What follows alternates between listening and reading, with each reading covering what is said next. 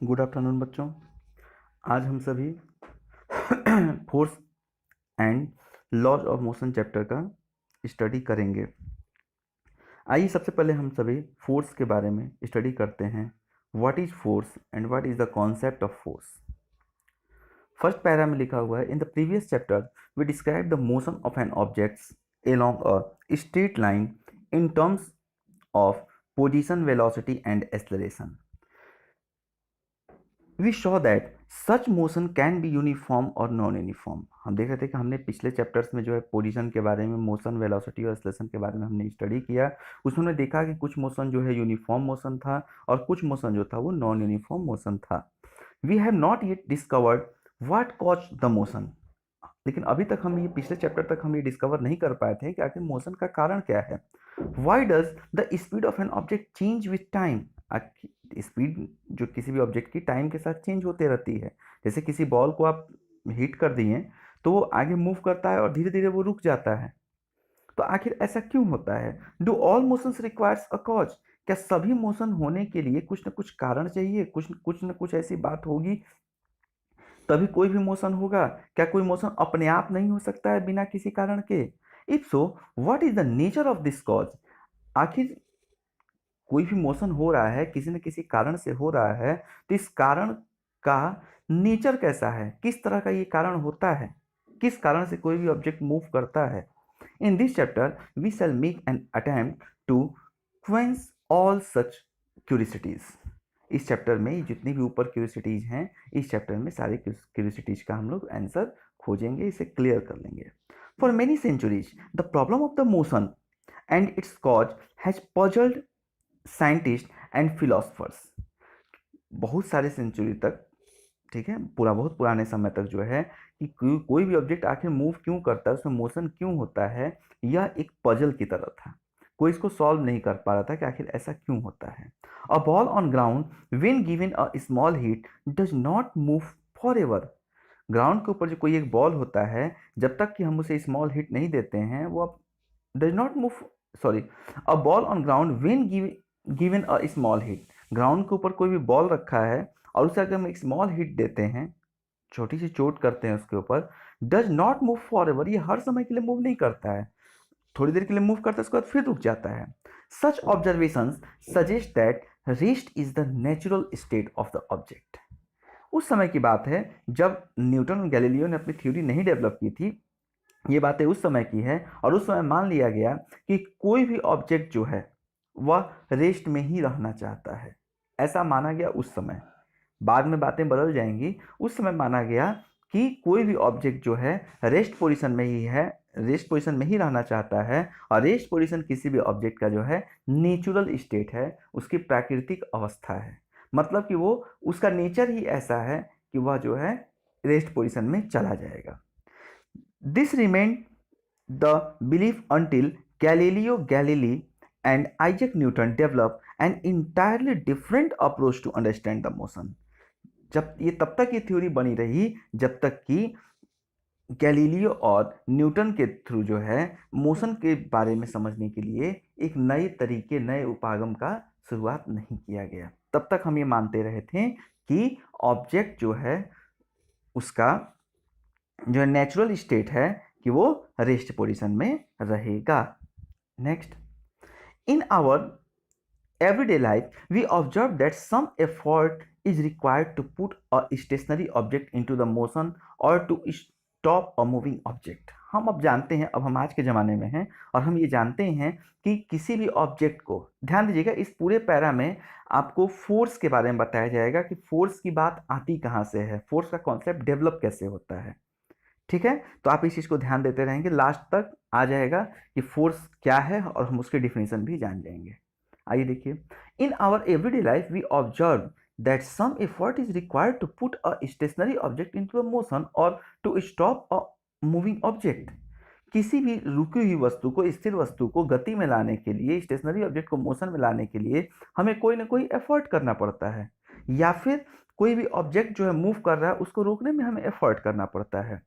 We ordinarily experienced this is an muscular effort and say that we must push or hit or pull on an object to change its state of motion.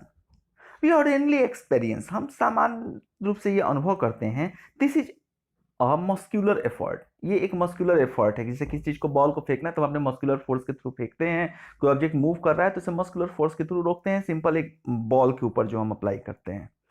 And say that we must push or hit or pull on an object to change its state of motion, और हम कहते हैं कि हम उस object के state of motion को change करने के लिए या तो उसे पुश करते हैं, या तो हिट करते हैं, या तो पुल करते हैं, इस तरह का कुछ भी बात करते हैं।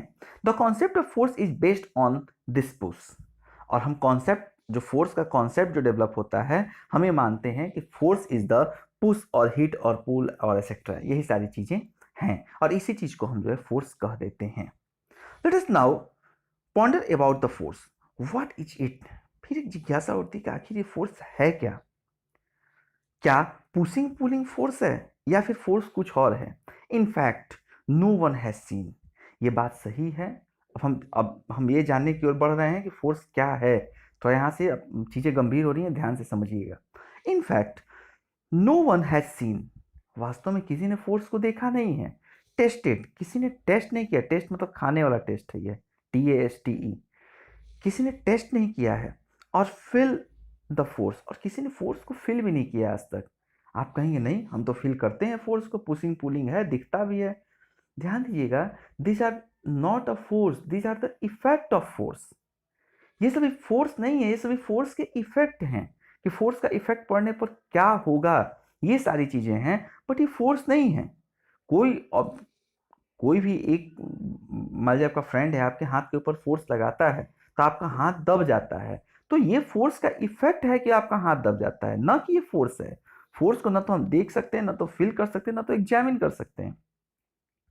It can only be explained by describing what happen when a force is applied to an object.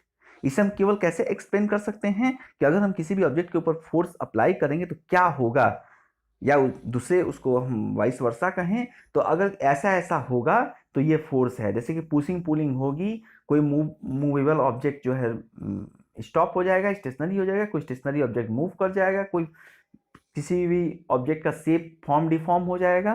तो इस तरह से सारे इफेक्ट्स के थ्रू हम बताते हैं कि अगर ये सारी बातें होती हैं तो हम ये मानेंगे कि वहां पर फोर्स प्रेजेंट है, अदरवाइज फोर्स वहां प्रेजेंट नहीं है। तो फोर्स को हम इंडिपेंडेंटली एक्सप्लेन नहीं कर पाते हैं कि what is the force, but force को जब कभी भी हम एक्सप्लेन करते हैं तो इस आधार पर एक्सप्लेन करते हैं कि फोर्स के क्या क्या इफेक्ट हो सकते हैं, फोर्स के क्या क्या प्रभाव हो सकते हैं। अगर हमें फोर्स के ये प्रभाव दिखाई दे रहे हैं, इसका मतलब वहां पर कोई ना कोई फोर्स वर्क कर रहा है। From your studies in earlier classes you are also familiar with the fact that force can be change the magnitude of the velocity of an object or to change the direction of the motion। इस chapter के अलावा अगर मैं आपसे बात करूं force के बारे में, तो मैंने आप लोगों को फोर्स के बारे में काफ़ी डिटेल पढ़ाया हुआ था। हमें याद है कि हमने फोर्स के बारे में यहाँ तक बताया था कि फोर्स की जो डिफिनीशन को फोर्स को हमने दो तरीके से डिफाइन किया था, और आपसे उस समय कहा भी था कि क्लास 9th में चलेंगे तो आप ये फोर्स को डिफाइन करेंगे। एक हमने क्वांटिटेटिव डिफिनीशन ऑफ फोर्स बताई थी और एक क्वालिटेटिव डिफिनीशन ऑफ फोर्स बताई थी। दोनों का हम ब्रीफली यहाँ पर थोड़ी स्टडी कर लेंगे, तो हमारा आगे के चैप्टर जो हमारे हैं वो बहुत इजी हो जाएंगे। आगे के चैप्टर नहीं, सॉरी, आगे के हमारे कंटेंट जो हैं वो बहुत इजी हो जाएंगे और आप बहुत आसानी से समझ लेंगे। तो इस बात को भी यहीं रोकते हुए 2 मिनट आप पहले मेरी बात सुन लीजिए कि मैं फोर्स के बारे में पिछले क्लासेस में आपको क्या बताया था। पिछली क्लासेस में जो हमारे सिलेबस में था फोर्स के डेफिनेशन, वो ये थी कि force is a physical cause by which we can push or pull, form or deform any object. Force जो है एक ऐसा फिजिकल कॉज है जिसके कारण हम किसी भी ऑब्जेक्ट को पुश कर सकते हैं, पुल कर सकते हैं, मूव कर रहा है तो उसे स्टॉप कर सकते हैं, स्टेशनरी कर सकते हैं, और अगर कोई भी ऑब्जेक्ट जो है स्टेशनरी है तो उसे मूवेबल कंडीशन में ला सकते हैं। ये सारी बातें हमने फोर्स के बारे में बताई थी और आपसे कहा था कि force is a physical cause. साथ ही साथ हमने इस डिफिनेशन के बारे में ये बताया था कि this is the qualitative definition of force, मतलब कि यह फोर्स की क्वालिटी को बताता है, कैसा है ये, क्या कर सकता है, क्या नहीं कर सकता है, कैसे करता है। But this is not a quantitative. हमारे इस डिफिनेशन में कहीं भी ये नहीं पता चल रहा है कि अगर हमें फोर्स को काउंट करना हो, कितनी उसकी क्वांटिटी है, अगर हमें ये बताना हो तो हम इस डिफिनेशन के थ्रू नहीं बता सकते हैं। फिर हमने आपको एक दूसरी डिफिनेशन फोर्स की बताई थी कि force is a product of mass and acceleration. ध्यान दीजिएगा कि इस फॉर्मूले को हम लोग इस चैप्टर में प्रूफ करेंगे सेकेंड लॉ ऑफ मोशन में, Newton second law of motion में। तो अभी प्रूफ की ओर बाद में जाएंगे, प्रूफ से अभी फिलहाल कोई बहुत मतलब नहीं है। फिलहाल हमने जो पिछले क्लासेस में आपको बताया था उसको ध्यान दीजिएगा कि force is the product of mass and acceleration. मतलब कि अगर कोई भी बॉडी अगर मूव कर रही है तो उस ऑब्जेक्ट का कितना मास है और उस ऑब्जेक्ट के अंदर कितना एक्सेलरेशन है, अगर हम इन दोनों को का प्रोडक्ट ले लेंगे, this shows the quantity of force. लेकिन इस तो हम कह सकते हैं, फोर्स को डिफाइन कर सकते हैं कि force is a physical cause which can be calculated by the formula force is equal to mass into acceleration, means force is a physical cause and it can be calculated by the product of mass and acceleration of the object। लेकिन फिर इस definition में भी एक कमी दिख रही है। इस डिफिनेशन में ये कमी दिख रही है कि हम फोर्स की क्वांटिटी के बारे में तो बता ले रहे हैं, लेकिन हम यहाँ फोर्स की क्वालिटी के बारे में नहीं बता पा रहे हैं कि फोर्स कैसा है। फिर वही बात, पुशिंग है, पुलिंग है, किसी मोशन वाले ऑब्जेक्ट को, मूवेबल ऑब्जेक्ट को स्टेशनरी कर रहा है, किसी स्टेशनरी ऑब्जेक्ट को मूव करा दे रहा है, हम यहाँ पर इसकी क्वालिटी के बारे में नहीं बता पा रहे हैं। मतलब फोर्स की हमें दो डिफिनेशन मिलती है, एक जो हमने पहले बताया क्वालिटेटिव डिफिनेशन ऑफ फोर्स, और एक जो हमने अब बताया क्वांटिटेटिव डिफिनेशन ऑफ फोर्स। और फोर्स की डिफिनेशन एक कंप्लीट डिफिनेशन तब बनती है जब हम दोनों डिफिनेशन को एक साथ कहते हैं। तो फिर से सुन लीजिए दोनों डिफिनेशन एक साथ, और this is the complete definition of force. क्या होगा? Force is a physical cause by which we can push or pull, form or deform the shape, we can move the stationary object and the put stationary of a moving object, ठीक है, and so many activities can be performed by the action of the force and it can be calculated by the product of mass and acceleration of the object। ठीक है, तो इस तरह से हम जो है पूरा का पूरा डिफिनेशन जो है, एक कंप्लीट डिफिनेशन जो है हम फोर्स की डेवलप कर लेते हैं। आइए अब इस पैरा को समझिए, अब काफ़ी चीज़ें आपको समझ में आसानी से आएंगी। हालांकि ध्यान दीजिएगा F is equal to A में जो हमने बताया था force is equal to mass into acceleration, ये इस चैप्टर में आप प्रूफ करेंगे, आगे मैं इसके बारे में बताऊंगा। From your studies in the earlier classes, you also be familiar with the fact that force can be used to change the magnitude of velocity of an object। ध्यान दीजिएगा, वेलोसिटी का मैग्नीट्यूड को चेंज करेंगे तो क्या होगा? Acceleration बनेगा। मतलब कि फोर्स किस में यूज हो सकता है? एक्सेलरेशन को डेवलप करने में यूज होगा। यहाँ यही बात कही जा रही है। फिर से देखिए, और to change its direction of the motion, we also know that the force can change the shape and size of the object. ठीक है, जैसे स्प्रिंग है, स्प्रिंग को खींच दिया गया फोर्स लगाकर तो उसका शेप भी चेंज हो गया, साइज भी चेंज हो गया, बड़ा हो गया। पहले से शेप राउंड है, लेकिन अब वो उसका रेडियस क्या हो जाएगा? थोड़ा छोटा हो जाएगा पहले से। बॉल देखिए, बॉल नॉर्मल था तो इस पोजीशन में था, जब फोर्स लगा दिया गया, पुश कर दिया गया तो देख लीजिए पहले राउंड था, वनडे की तरह हो गया है। आइए नेक्स्ट। ठीक है बच्चों, तो फोर्स के बारे में डिफिनेशन पढ़ लिए। अब फोर्स की जो फिर से डिफिनेशन हमको मिलने वाली है वो मिलेगी Newton second law of motion में। हम एक बार पूरी तरह डिटेल, हालांकि देखिए पूरे तीनों जो है Newton of law of motion में हम फोर्स के बारे में स्टडी करेंगे ही करेंगे, but specially definition of force की जो बात होगी वो सेकेंड लॉ में ही होगी। फर्स्ट लॉ में भी फोर्स की बातें आएंगी, साइलेंटली आएंगी, वहाँ दिखेंगी नहीं, वो पीछे रहेंगे। आप बातों को समझ जाएंगे कि कहीं ना कहीं ये फोर्स के बारे में ही बताया जा रहा है, हम पढ़ाएंगे तो आपको समझ में आ जाएगा। आइए देखिए अगला, बैलेंस्ड एंड अनबैलेंस्ड फोर्स। अभी तक आप uniform and non uniform force के बारे में पढ़े हुए थे, अब आप पढ़ते हैं बैलेंस एंड अनबैलेंस फोर्स के बारे में। बहुत ही इजी है, बहुत ही आसान है, और आप बस 1 मिनट में समझ जाएंगे इस चीज़ को। इसको मैं लाइन बाय लाइन नहीं पढ़ाने वाला हूँ, इसलिए आप घबराइएगा नहीं, बस आप सुन लीजिए मेरी बात। यदि किसी भी ऑब्जेक्ट के ऊपर और नंबर ऑफ फोर्सेस वर्क कर रहे हो एक ही साथ, किसी ऑब्जेक्ट के ऊपर एक साथ एक से ज्यादा फोर्स वर्क कर रहे हो और ओवरऑल ऑब्जेक्ट में कोई भी मूवमेंट नहीं हो रहा हो, इसका मतलब यह हो जाता है कि उस ऑब्जेक्ट के ऊपर जितने भी फोर्सेस लगे हुए हैं सभी एक दूसरे से बैलेंस्ड हैं। If a number of force applied if a number of force applied on an object and object does not move from their position, object does not change their position, then we can say that forces are balanced. फिर से सुन लीजिए हिंदी में, अगर किसी भी object के ऊपर दो या दो से ज्यादा फोर्स लग रहे हो और उस ऑब्जेक्ट के पोजीशन में कोई चेंजिंग नहीं हो रही है।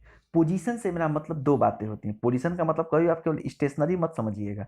पोजीशन का मतलब है स्टेशनरी भी या मूवमेंट भी, जो भी जिस भी स्थिति में, चाहे मूव कर रहा है चाहे स्टेशनरी है, उसके ऊपर अगर कोई भी ऑब्जेक्ट अगर मूव कर रहा है और उसके मूवमेंट में उसकी स्पीड पर कोई भी फर्क नहीं पड़ रहा है, भले ही उसके ऊपर कितना भी फोर्स लगा दें, आप अर्थ के ऊपर कितना भी कूदने लगिए, अर्थ के मूवमेंट पर कोई फोर्स नहीं लग रहा है। इसका मतलब कि आपका फोर्स किसी न किसी फोर्स के थ्रू अर्थ के ऊपर बैलेंस हो जा रहा है। आपके कूदने से अर्थ की स्पीड पर कोई भी फर्क नहीं पड़ने वाला है, तो इसका मतलब कि आपका फोर्स जो है अर्थ के फोर्स के साथ बैलेंस हो जा रहा है। ठीक है बच्चों, तो कहने का मतलब यहाँ कंडीशन से मतलब है कि ऑब्जेक्ट स्टेशनरी भी हो सकता है और मोशन में भी हो सकता है, स्टैटिक भी हो सकता है, डायनेमिक भी हो सकता है। तो कोई भी ऑब्जेक्ट हो, फिर से सुन लीजिए कि कोई भी ऑब्जेक्ट हो उस पर a number of forces work कर रहे हो और ओवरऑल ऑब्जेक्ट के पोजीशन में कोई चेंजिंग नहीं हो रही है, ऑब्जेक्ट की स्थिति में कोई परिवर्तन नहीं हो रहा है, कोई चेंजिंग नहीं हो रहा है उसके पोजीशन में, तो आप कहेंगे this forces are balance to each other. लेकिन अगर उसके पोजीशन में चेंजिंग हो जा रही है तो आप कहेंगे this is the unbalance force. एक एग्जांपल देखिए, एक टेबल है, एक टेबल के ऊपर कोई बुक रखा हुआ है और उस बुक के ऊपर आप फोर्स लगाते हैं, तो शुरू में बहुत थोड़ा सा फोर्स मान लीजिए लगाते हैं तो बुक मूव नहीं करता है। इसका मतलब आप जो फोर्स लगा रहे हैं वो फोर्स किसी न किसी अनदर फोर्स के थ्रू काउंटर कर दिया जाता है, अदर अदर फोर्स के थ्रू बैलेंस कर दिया जाता है, इसी कारण ऑब्जेक्ट मूव नहीं कर रहा है। तो आप बड़ी आसानी से 2 मिनट में समझा देंगे आप कि ये जो फोर्स लग रहा है, क्योंकि आपने पिछले क्लासेस में क्लास 8 में हमने आपको डिटेल में फ्रिक्शन चैप्टर पढ़ाया है, तो आप तुरंत बता देते हैं कि हम जो फोर्स लगा रहे हैं उस फोर्स का अपोज कौन सा फोर्स कर रहा है, फ्रिक्शनल फोर्स कर दे रहा है, और इसी कारण जो हमारा फोर्स बैलेंस हो जा रहा है और ऑब्जेक्ट मूव नहीं कर रहा है। लेकिन फिर आप कहेंगे, हम कहेंगे कि हमने जो फोर्स लगाया और बहुत ज़्यादा लगाया, तब ऑब्जेक्ट क्यों मूव कर जा रहा है, तब आपका फ्रिक्शनल फोर्स कहाँ चला जा रहा है। तो आप तुरंत बताते हैं, आपको ये बात याद भी होंगी, मुझे ये आशा है कि आपको ये बातें पिछले क्लासेस की याद होंगी कि कोई भी फोर्स जो लगता है, फ्रिक्शनल फोर्स लगता है, उसकी एक लिमिट होती है कि वो मैक्सिमम कितना लगेगा, और मैक्सिमम फ्रिक्शनल फोर्स को हम कहते हैं लिमिटिंग फ्रिक्शनल फोर्स। तो जब हम फोर्स बहुत ज़्यादा लगा देंगे, लिमिटिंग फ्रिक्शनल फोर्स से भी ज़्यादा फोर्स लगा देंगे, तो ऑब्जेक्ट मूव कर जाएगा अपने पोजीशन से।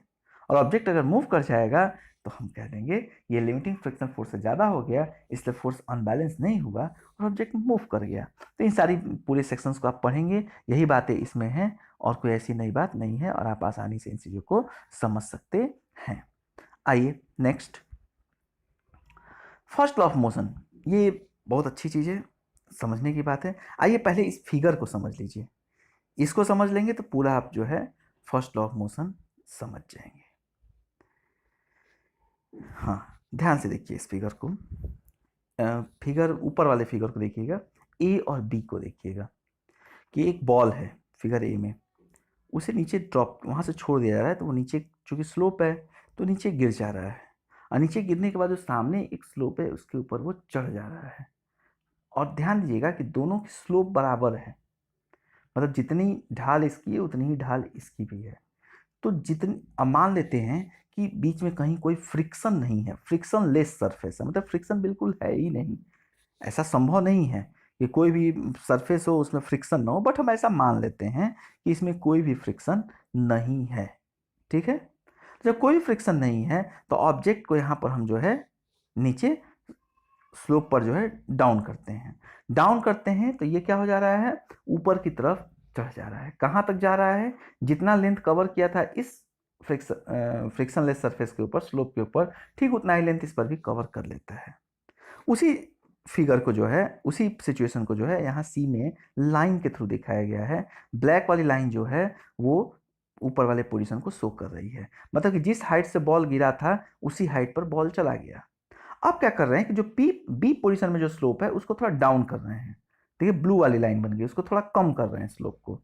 अब बॉल को मूव करा रहे हैं, तो हम ये देख रहे हैं कि बॉल जो है पहले जितना डिस्टेंस कवर किया था, ध्यान दीजिएगा मेरी बात को, मैं डिस्टेंस की बात कर रहा हूँ, हाइट की बात नहीं कर रहा हूँ, सरफेस के ऊपर चले हुए डिस्टेंस की बात कर रहा हूँ। तो ऑब्जेक्ट जितना डिस्टेंस कवर किया था, अगर स्लोप को नीचे की तरफ हम डाउन कर देते हैं तो इस बार ऑब्जेक्ट पहले से ज़्यादा डिस्टेंस कवर करता है। अच्छा, फिर चलिए अगली पोजीशन को देखते हैं, फिर तीनों को एक साथ कंपाइल करके स्टडी करेंगे। अगली वाले पोजीशन में हम स्लोप को और कम कर देते हैं, मतलब ढाल को और कम कर देते हैं, और फिर बॉल गिराते हैं, फिर देखते हैं इस बार पहले से भी ज़्यादा डिस्टेंस कवर कर रहा है। अच्छा, तो आखिर ऐसा क्या हो जा रहा है कि फर्स्ट वाली सिचुएशन में जो है डिफरेंस क्या है कि फर्स्ट वाली सिचुएशन में कम डिस्टेंस कवर कर रहा है, सेकंड में उससे ज़्यादा, थर्ड में उससे ज़्यादा, और ये अगर ऐसा कर रहा है तो ऐसा क्यों कर रहा है? पहली चीज़ देखिए कि first condition, second condition, third condition में अगर आप देखें तो कॉरस्पॉन्डिंग वे में देखते जाएं तो आप देखेंगे कि जो स्लोप है वो पहले से कम होता हुआ चला जा रहा है, और ऑब्जेक्ट जिस हाइट से नीचे गिरा हुआ था, ऑब्जेक्ट ये चाहता है कि हम क्या करें, अपने उसी हाइट को एक्वायर कर लें। ऑब्जेक्ट तब तक जाता है, ध्यान दीजिएगा इन चारों बॉल की जो फाइनल पोजीशन की जो हाइट है सरफेस से, वो सब जगह क्या है, सेम है। सभी देखिए एक स्ट्रेट लाइन में है, सबकी हाइट अर्थ की सरफेस से सेम है। तो ऑब्जेक्ट तब तक आगे की ओर बढ़ता रहता है जब तक कि वो उस एक्वायर्ड हाइट को जो है अचीव न कर, सॉरी मतलब जो उसकी हाइट है, जिस हाइट से वो चला है उस हाइट को ही वो फिर से अचीव नहीं कर लेता है, तब तक वो उस सरफेस के ऊपर चलता रहता है। एक अगली फोर्थ पोजीशन देखिए, रेड के बाद भी अगर हम उस सरफेस को स्लोप दें ही ना, मतलब हम एक सरफेस के ऊपर ही ऑब्जेक्ट को मूव करा दें और मान लें कि ये सरफेस फ्रिक्शनलेस है, तो ये सरफेस कब उस हाइट को एक्वायर करेगा? नीचे की बात कर रहा हूं मैं, सरफेस के पैरेलल कर दें स्लोप को, तो इसका मतलब कि वो जो है कभी भी उस हाइट को एक्वायर नहीं करेगा, क्योंकि वो ऊपर की तरफ जा ही नहीं रहा है। और बॉल का नेचर क्या है, जब तक कि वो हाइट को एक्वायर नहीं करेगा तब तक वो रुकेगा नहीं। इसका मतलब कि अगर हमारा सरफेस फ्रिक्शनलेस है और बॉल को हम सम हाइट से नीचे की तरफ गिरा रहे हैं और फिर बॉल हमारा जो हॉरिजॉन्टली चलने लग रहा है, तो वो कभी भी उस हाइट को एक्वायर नहीं करेगा, कभी भी एक्वायर नहीं करेगा, और बिना एक्वायर किए वो स्टॉप नहीं होगा। इसका मतलब बॉल कभी भी स्टॉप नहीं होगा।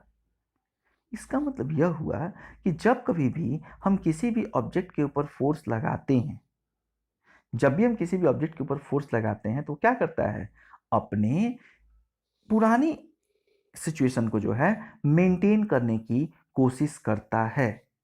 मतलब बॉल को हमने स्लोप से गिराया तो अर्थ का ग्रेविटेशनल फोर्स उसके ऊपर लगा, और अर्थ का ग्रेविटेशनल फोर्स लग रहा है तो वो क्या हो रहा है, नीचे की तरफ गिर जा रहा है। लेकिन फिर धीरे धीरे क्या करना चाह रहा है, वो अपनी पुरानी सिचुएशन को मेंटेन करना चाह रहा है।